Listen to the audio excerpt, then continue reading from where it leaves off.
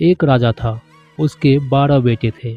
जब वे बड़े हो गए तब राजा ने उनसे कहा कि तुम अपने लिए एक एक पत्नी ढूंढ कर लानी है, लेकिन वह पत्नी एक ही दिन में सूत काट कर कपड़ा बुने, फिर उससे एक कमीज सिलकर दिखाए, तभी मैं उसे बहू के रूप में स्वीकार करूंगा। इसके बाद राजा ने अपने बेटों को एक एक घोड़ा दिया। वे सभी अपनी अपनी पत्नी खोजने निकल पड़े। कुछ ही दूर गए थे कि उन्होंने आपस में कहा कि वे अपने छोटे भाई को साथ नहीं ले जाएंगे। 11 भाई अपने छोटे भाई को अकेला छोड़कर चले गए। वह रास्ते में सोचने लगा कि वह आगे जाए या लौट जाए। उसका चेहरा उतर गया था।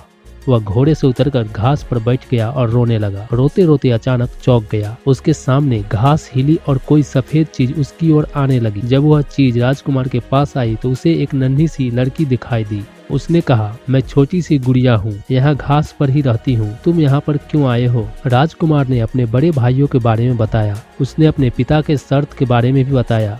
फिर उसने गुड़िया से पूछा, क्या तुम एक दिन में सूत काट कर कपड़ा बुन कर एक कमीज सिल सकती हो? अगर यह कर दोगी तो मैं तुमसे शादी कर लूंगा। मैं अपने भाइयों के दुर्व्यवहार के कारण आगे नहीं जाना चाहता। गुड़िया ने हाँ कर दी। तुरंत ही उसने सूत काटा, कपड़ा बुना और एक छोटी सी कमीज लेकर महल की ओर चल पड़ा। जब वह महल पहुंचा तो उसे शर्म आ रही थी क्योंकि कमीज बहुत छोटी थी। फिर भी राजा ने उसे विवाह करने की अनुमति दे दी। राजकुमार गुड़िया को लेने चल पड़ा। जब वो घास पर बैठी गुड़िया के पास पहुंचा तो उसने गुड़िया से घोड़े पर बैठने को कहा।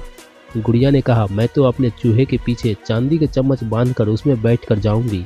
राजकुमार ने उसका कहना मान लिया। राजकुमार घोड़े पर सवार हो गया। गुड़िया चूहे के पीछे बंधी चांदी के चम्मच पर सवार हो गई। राजकुमार सड़क की एक ओर चलने लगा क्योंकि उसे डर था कि कहीं उसके घोड़े की पांव गुड़िया के ऊपर न पड़ जाए।